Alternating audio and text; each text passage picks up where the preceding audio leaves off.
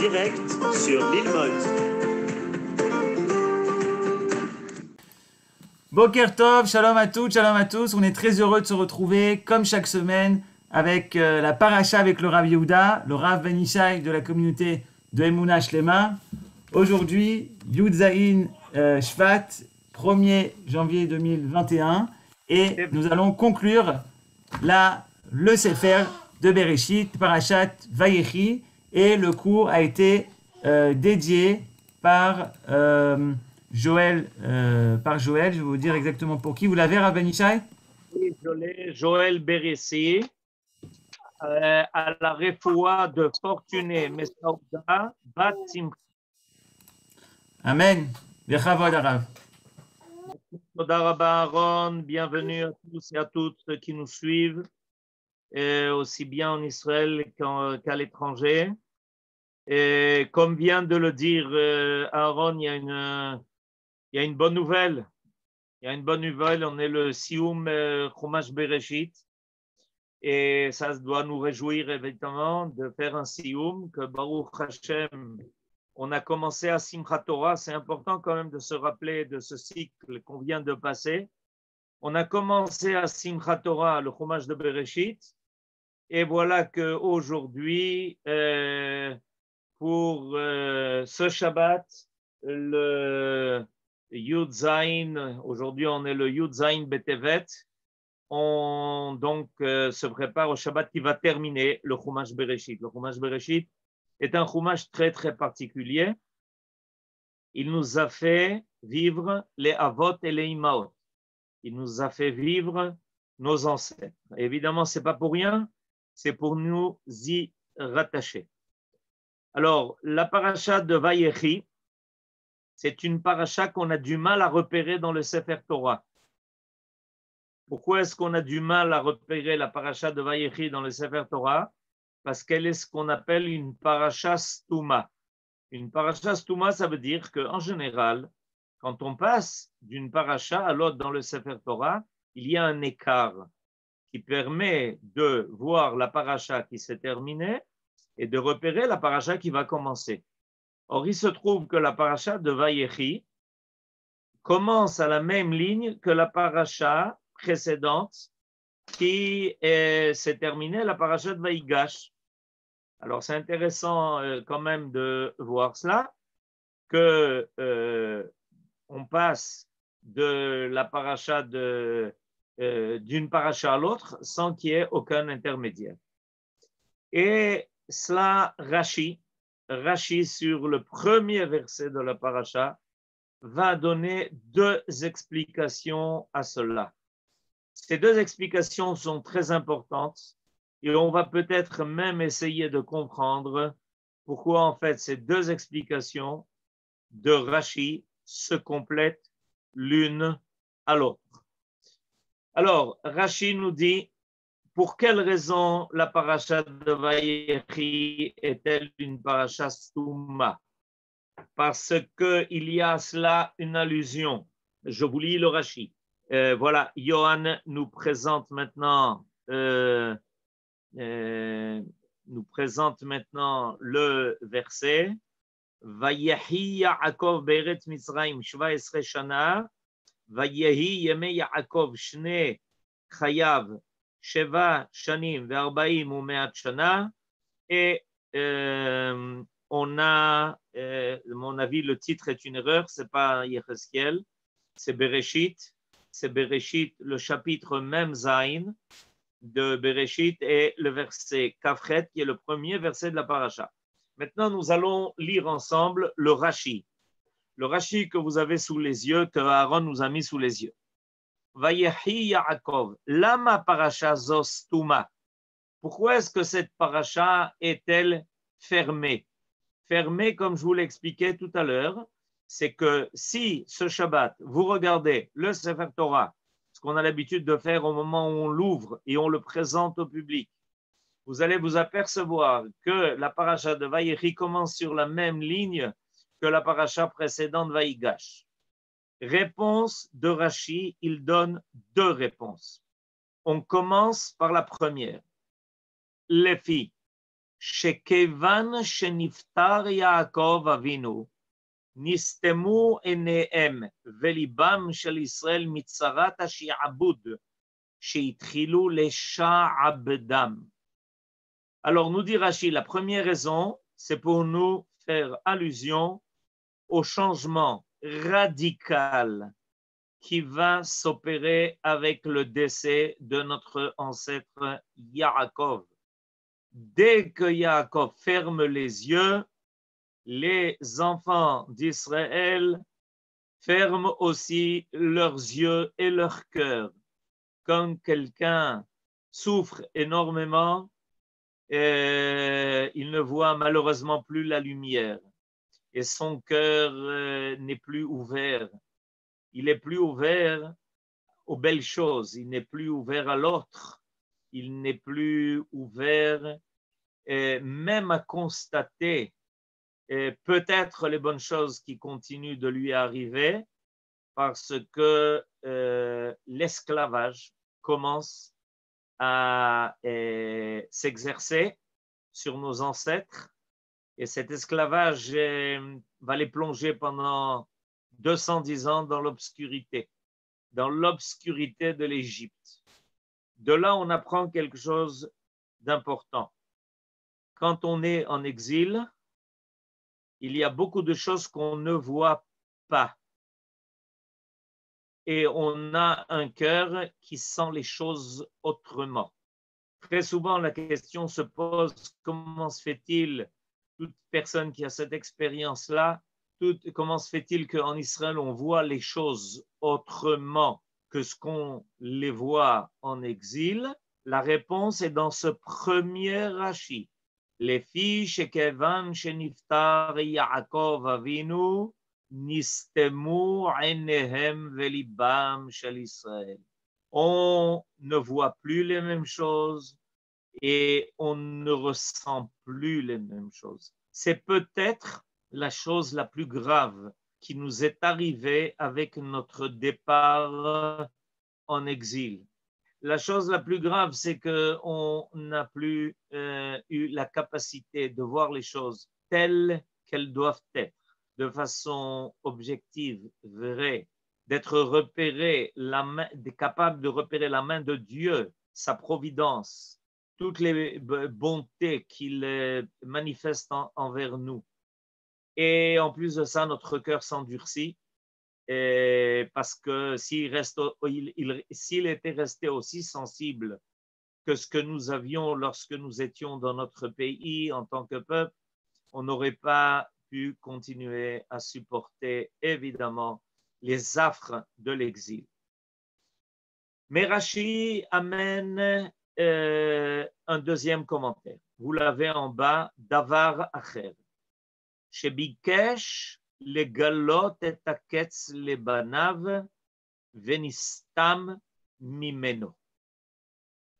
Alors, ce deuxième commentaire de Rashi dit la chose suivante. Yaakov a voulu, avant de les quitter, avant de quitter ses enfants, sa descendance, il a voulu leur révéler le ketz. Le ketz, on pourrait traduire la fin des temps. On pourrait traduire, et je vais tout de suite corriger cette traduction qui n'est pas la bonne. Il a voulu donc faire révéler, il a voulu révéler à ses enfants et à ses descendants quand est-ce que les temps de la Géoula vont arriver. Il a voulu leur révéler la fin des temps. Et voilà que tout d'un coup, Akadosh Baruch Hu ne lui a pas permis cela. Nistam et mimeno. Et c'est pour ça que la paracha est Stouma. Il n'a pas pu le faire. Et on va maintenant poser deux questions à propos de ce Rashi. La première, pourquoi est-ce que notre ancêtre Yaakov a-t-il voulu révéler le Ketz? Le Ketz, je traduis de façon maintenant plus exacte, le bout. En hébreu, vous connaissez peut-être le mot katse. Katse veut dire le bout. Katse hashulchan, le bout de la table. Arriver jusqu'au bout. Arriver jusqu'au bout se dit en hébreu leagia ad la katse. La racine du mot katse est le mot ketz. Et c'est pour ça que, évidemment, j'ai intitulé ce cours arriver jusqu'au bout et non pas arriver à la fin. En hébreu, pour dire la fin, on se sert d'un autre mot. On se sert du mot sauf. Or, il est bien marqué ici dans Rashi que Yaakov a voulu révéler à ses enfants, à sa descendance, pour qu'ils le transmettent évidemment à toutes les générations qui vont arriver. Il a voulu leur révéler le ketz, non pas le sof. Ketz acharit hayamim. Voilà ce qu'on a l'habitude de dire. Voilà l'expression qui est employée pour parler de la fin des temps. Donc la traduction n'est pas bonne. Il n'y a pas de sof hayamim, il y a ketz hayamim. Ketz veut dire le bout. Et je vais essayer, avec votre participation, d'essayer de comprendre pourquoi il est important de dire ketz et ne pas dire sof. Quand on parle de sof hayamim, on parle de sof haolam, il y a là une idée qui est apocalyptique. C'est-à-dire qu'on envisage, selon une théorie qui évidemment est païenne, je vais expliquer pourquoi, qu'il y ait la possibilité que le monde se finisse, se termine, et qu'il n'y ait après cela plus rien. Alors évidemment, ce n'est pas une idée de foi pour plusieurs raisons. Premièrement, celui qui a créé le monde est Dieu, donc il est responsable de son devenir et on peut lui faire confiance qu'il a prévu une réussite pour son monde. La deuxième remarque, c'est que Dieu est infini. Comment on pourrait penser que quelque chose se termine définitivement? C'est comme si on refusait l'idée qu'il y ait une âme après la disparition de quelqu'un. C'est-à-dire que le fait qu'il quitte ce monde serait croire au néant. C'est évidemment une idée nihiliste qui est tout à fait étrangère au judaïsme. Donc on ne peut pas parler de la fin du monde. On ne peut pas parler de la fin des temps. Et nos sages le savaient parfaitement. C'est pour ça qu'ils n'ont pas parlé de Sof Hayamim, ils ont bien parlé de Ketz Hayamim. Et la différence est énorme. La différence est énorme. Pourquoi?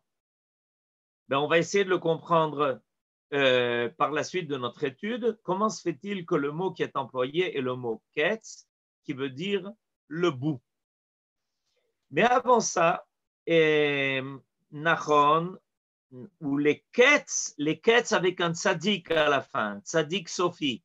Nachon, exactement, c'est l'expression qu'on emploie toujours, même à propos d'une ashkava, quand on fait une askara, on parle de Ketz hayamim et on ne parle jamais de sof.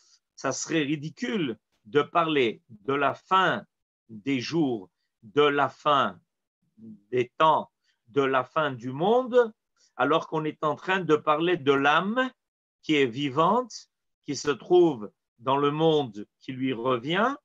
On est en train d'affirmer une chose et qui contredit complètement cette idée de fin, puisqu'on dit que l'âme, évidemment, n'a pas de fin. Alors, vous voyez, Aaron nous a bien souligné le mot. Il nous a bien souligné le mot שביקש לגלות את הקץ לבניו. Comment se fait-il que Yaakov a-t-il voulu révéler à ses enfants le Ketz? Ben parce qu'il a voulu les encourager. L'idée de Yaakov était précisément qu'ils aient en face d'eux le but qui était à atteindre. Yaakov savait par prophétie, évidemment, puisqu'il connaissait le Ketz Hayamim, il savait qu'il y allait avoir un long parcours à traverser qui allait commencer avec l'Égypte, mais qui ne s'arrêtera pas là, malheureusement, puisqu'on a connu ensuite l'exil de Babylonie et l'exil de Rome, dans lequel nous nous trouvons jusqu'à présent, qui tire à sa fin, et que nous, qui sommes revenus en Eretz Israël, Baruch Hashem, on est déjà sortis géographiquement de cet exil-là, et on fait tous les efforts pour en sortir aussi au niveau de notre identité. Et Yaakov a voulu encourager, il a voulu faire savoir à ses enfants qu'il fallait tenir jusqu'au bout. Et c'est pour ça qu'il a appelé cela le Ketz. Le Ketz, c'est le bout. Et pour les encourager, il a voulu leur révéler le parcours qu'il a commencé maintenant.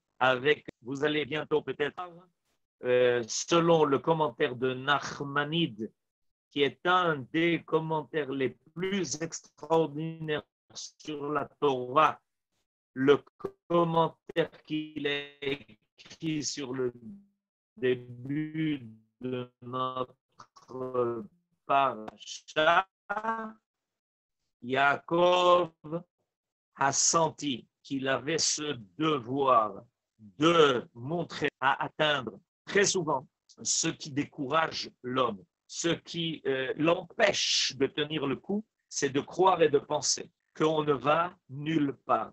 Et ce sentiment de défaite, ce sentiment de désespoir est un sentiment extrêmement dangereux. Toute personne qui n'a pas de foi se laisse entraîner à ce sentiment-là. On ne va nulle part. Et quand on veut décourager un individu ou même un peuple entier, on va commencer une propagande laissant signifier qu'on ne va nulle part, qu'il n'y a aucun but à atteindre. Prenons les explorateurs. Les explorateurs, par exemple, avaient infirmé une affirmation, celle de Moshe Rabbeinu, qui disait qu'on avait quitté l'Égypte pour aller en Eretz Israël et que de la traversée du désert devait nous conduire à un but, devait nous conduire à quelque chose que nous avions à atteindre. Or, les explorateurs reviennent en faisant un compte-rendu terrible. Il n'y a nulle part où aller. Revenons sur nos pas. Revenons là d'où nous étions partis. C'est un sentiment de désespoir terrible et horrible. Il n'y a nulle part où aller.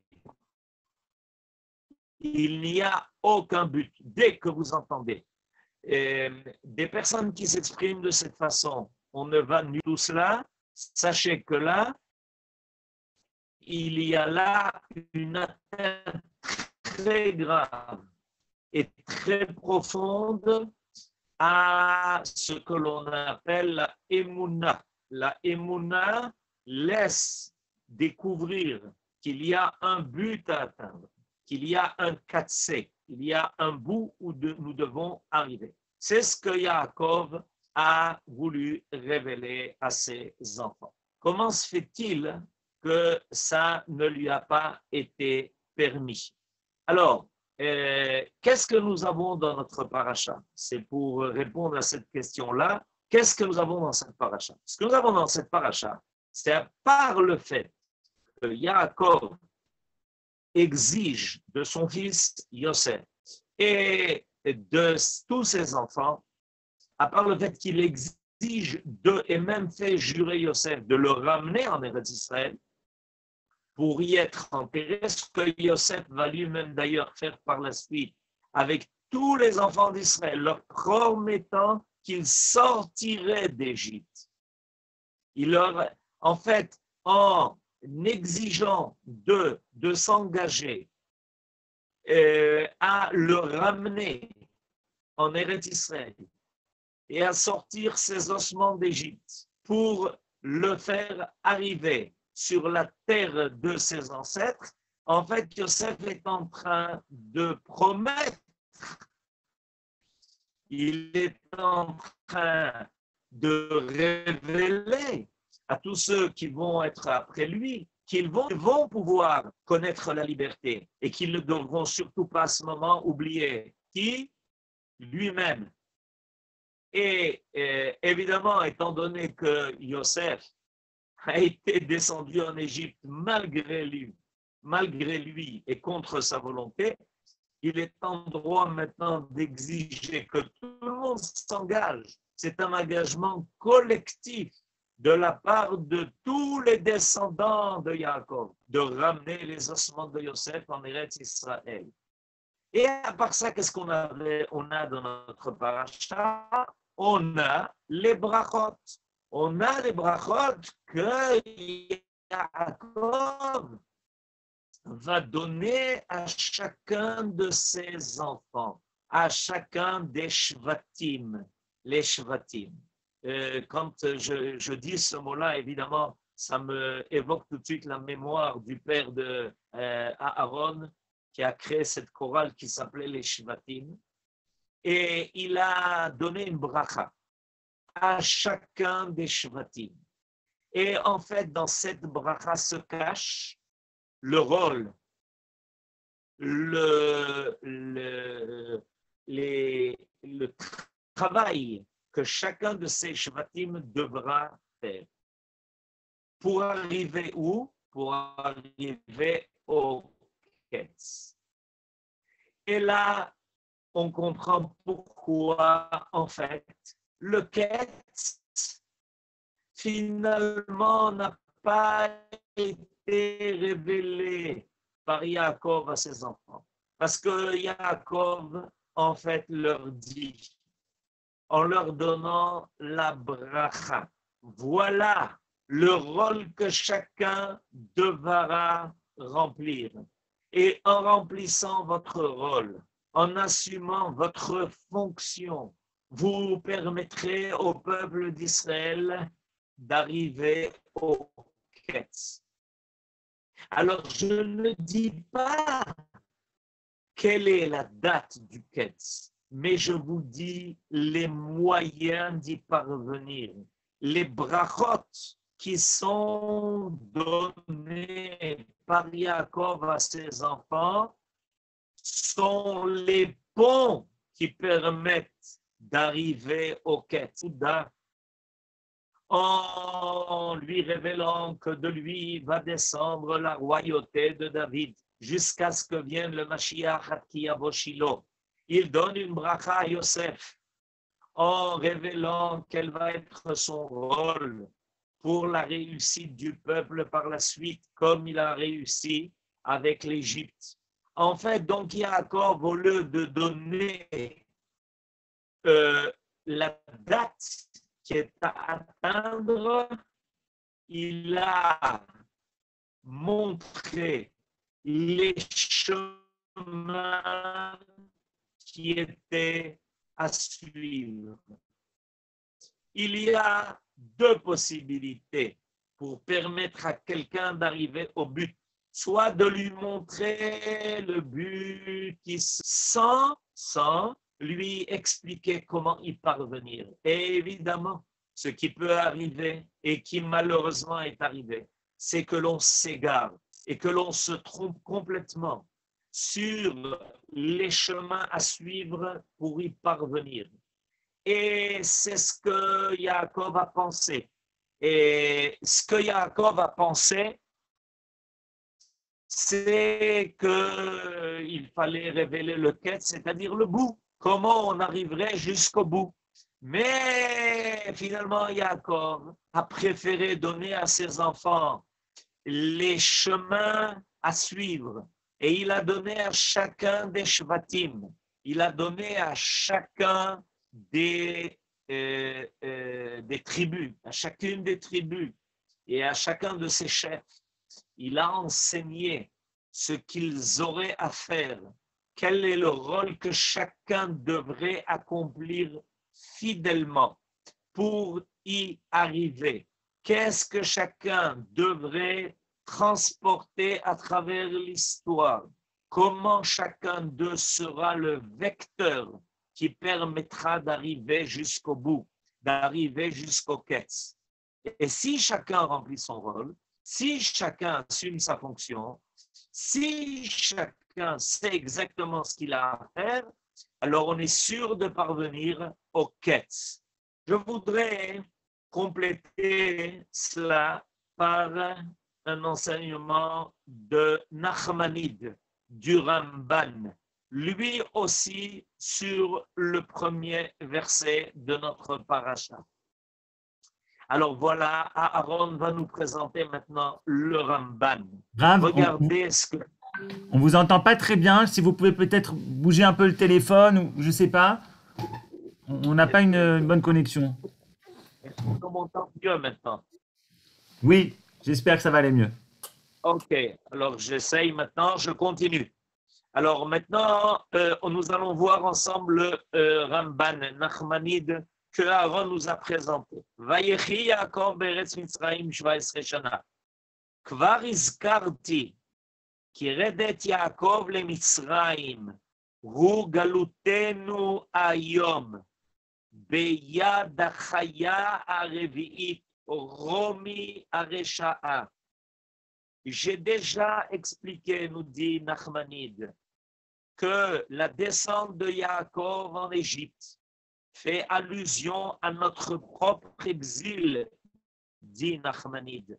Hayom, l'exil que nous trouvons aujourd'hui et qui est révélé dans la 4e bête que Daniel a vue dans sa vision, comme vous le voyez sous vos yeux, et qui fait allusion à l'exil de Rome, Rome la méchante.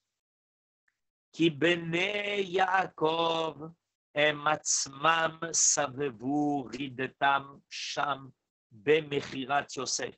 Et pourquoi ça ressemble tellement? Maintenant, notre exil, Nachmanide évidemment parle de l'exil où lui-même se trouve en Espagne, et tout l'exil que nous venons de passer de 2000 ans et qui est appelé l'exil de Rome, puisque c'est Rome qui a pris possession de Jérusalem, a détruit le temple et nous a fait partir en exil en tant qu'esclaves.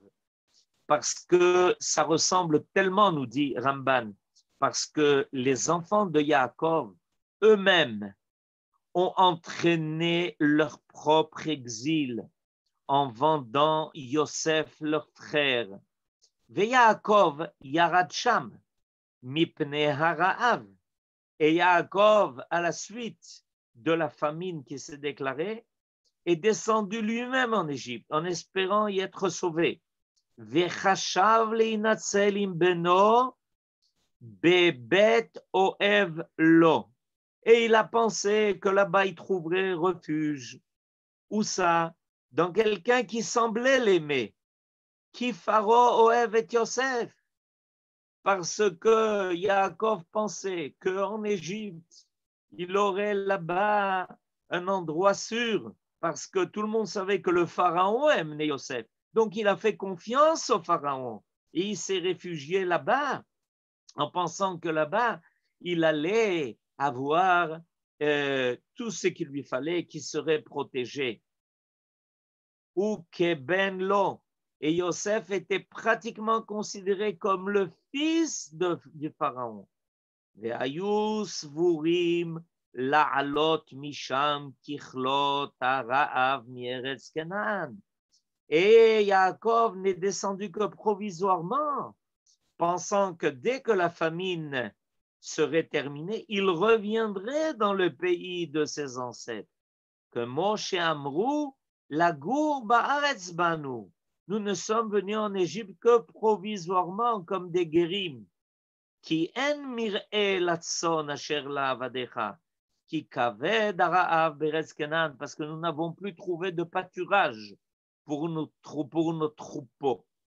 Veine lo alou. Et là est arrivée la pire des choses. On continue avec Nachmonide.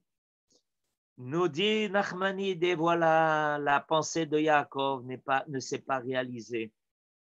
Il pensait que sa descente en Égypte n'était que provisoire et qu'il n'avait rien à y craindre là-bas. Pourquoi? Parce qu'il était hébergé chez un roi qui aimait tellement son fils, qui est tellement son fils, qu'il le considérait comme son propre fils. Mais ils ne sont pas revenus. Aval. L'exil s'est prolongé. Umet Sham, et finalement il y est mort lui-même. Ve'alu atzmotav, et ils ont ramené ses ossements en Israël, les ossements de Yaakov. Ve'zikne paro ve'sara ve'luhu ve'asu imo evel, et même les conseillers du pharaon se sont endeuillés de la mort de Yaakov. Aval kva evel kaved, ils se sont endeuillés d'un deuil qui était profond. Vechen anachnu imromi ve'edom achinu. Et de la même façon, nous aussi, nous avons cru en Rome et nous avons cru dans cet exil de Édom. Et achenu, et sibonu, bi'atenu beyadam.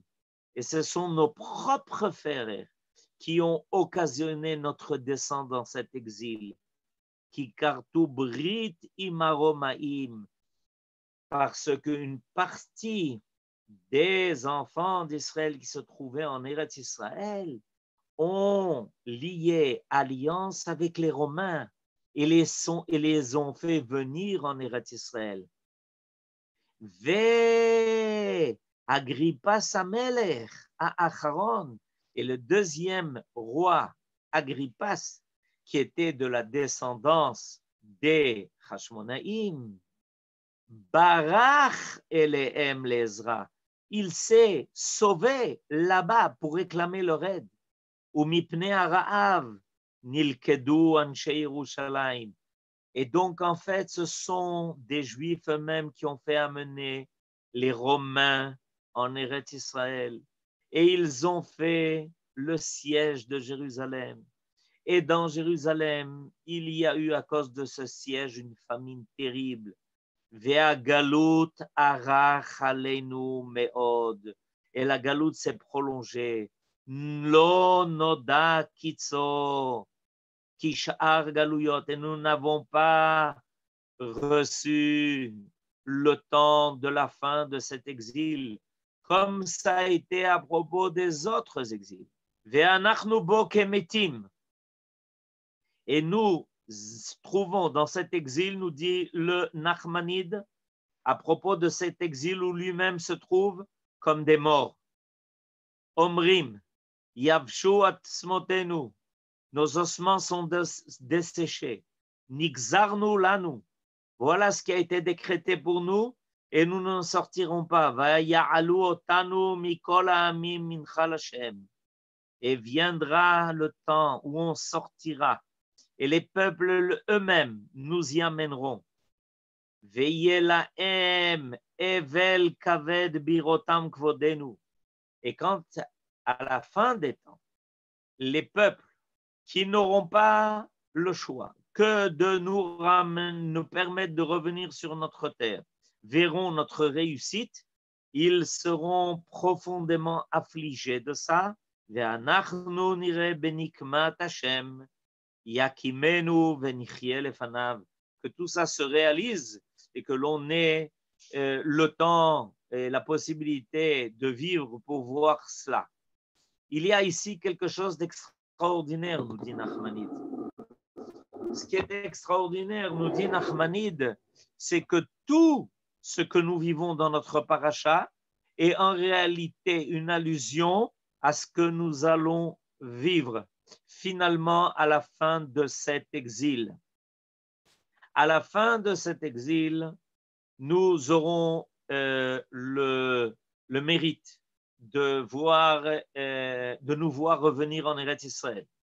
Et les peuples nous accompagneront, comme d'ailleurs ils ont accompagné Yaakov lors de son retour en Eretz Israël. Et on pourrait dire oui, mais ils l'ont ramené alors qu'il était mort. Nachon, comme s'il était mort. De la même façon qu'en exil, nous étions considérés comme un peuple qui était déjà mort, comme c'est marqué dans la vision des ossements desséchés. Mais qu'est-ce qui a été dit à propos de Yaakov? Yaakov Avinu Lomet.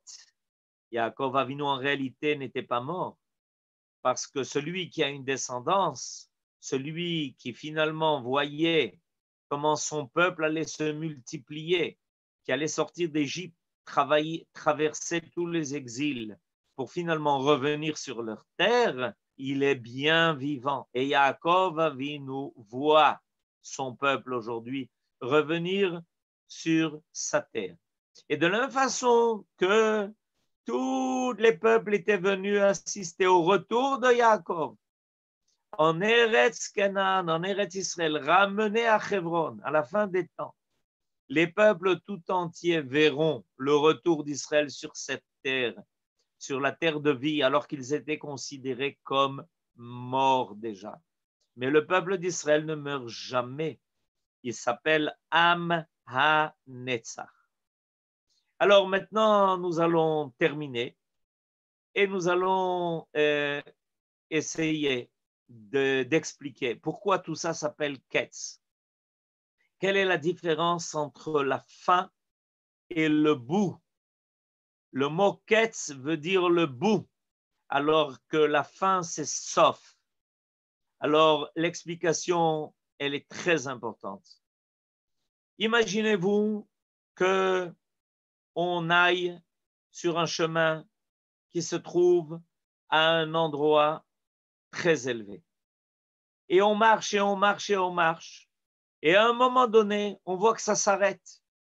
On voit que ça s'arrête. Et pour nous, on est arrivé à la fin. En réalité, on s'est trompé parce qu'on n'a pas vu la suite du chemin. Elle nous était cachée.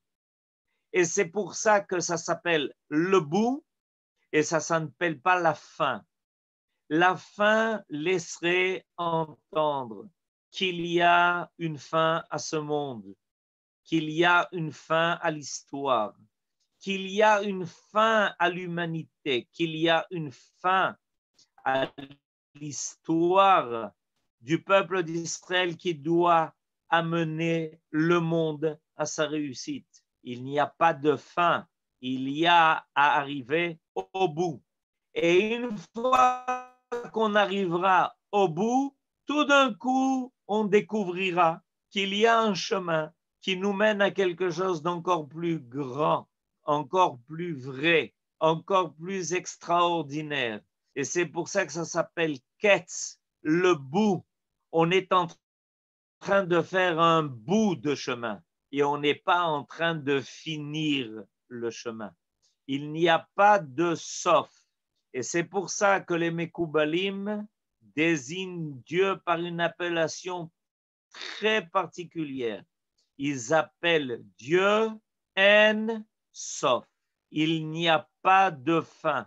Par là, les Mekoubalim nous ont laissé un message. Ne croyez jamais à la fin et tenez bon jusqu'au bout du chemin pour découvrir comment ce chemin se poursuivra par quelque chose d'encore plus grand et d'encore plus beau et d'encore plus vrai.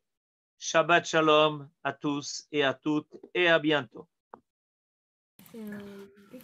Toda Rabba, Rav Ben Ishai, merci beaucoup. Shabbat Shalom au Rav, Shabbat Shalom à tous les participants, toutes les participantes. Vous êtes invités maintenant à ouvrir votre micro, à dire Shabbat Shalom, à nous écrire de où est-ce que vous nous écoutez. Shabbat Shalom. Shabbat Shalom. Toda Rabba. On finit en chanson avec Avram Fried, une magnifique chanson, Ici Mère. Shabbat Shalom. Shabbat Shalom. Shabbat Shalom. Shabbat Shalom à tout le monde. Shabbat Shalom לכולם. Shabbat Shalom. Merci, Yohan. Merci, Rav. Shabbat Shalom. Shabbat Shalom.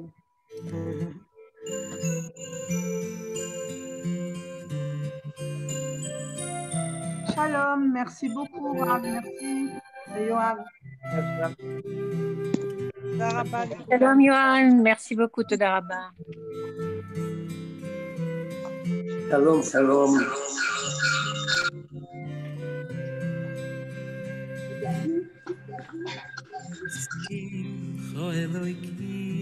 Shabbat shalom à tout le monde. Shabbat shalom à tout le monde. Shabbat shalom à tout le monde. Shalom.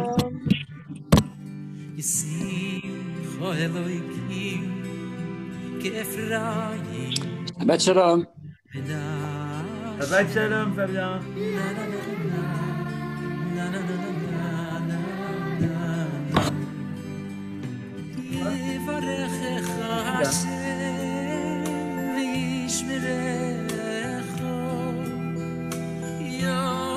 Shabbat Shalom de Boulogne. Ah, Shabbat Shalom.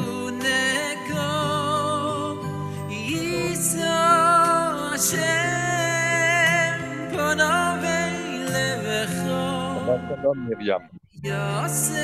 Très joli cours. Rav, כל הכבוד. חזק.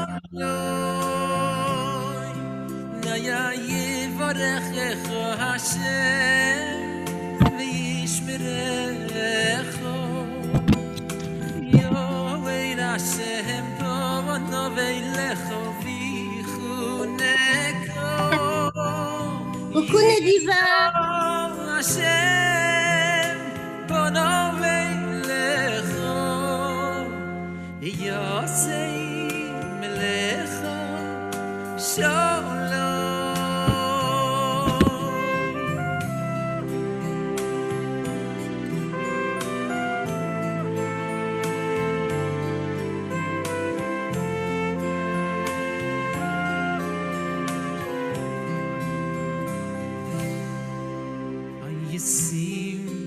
Elohim Kefraim Bechim Menashe Na na na na na na Yisimcho Elohim Kefraim Bechim Menashe Na na na na na na na na Yevarechecho Hashem v'yishmerecho Yovei Hashem po'ono v'eilecho v'yichuneko Yiso Hashem po'ono v'eilecho Yosei lecho sholom Shabbat Shalom à tous. Qu'on finisse Bereshit et qu'il n'y ait que des brachot pour le nouveau Sefer Shemot. Kol Tov.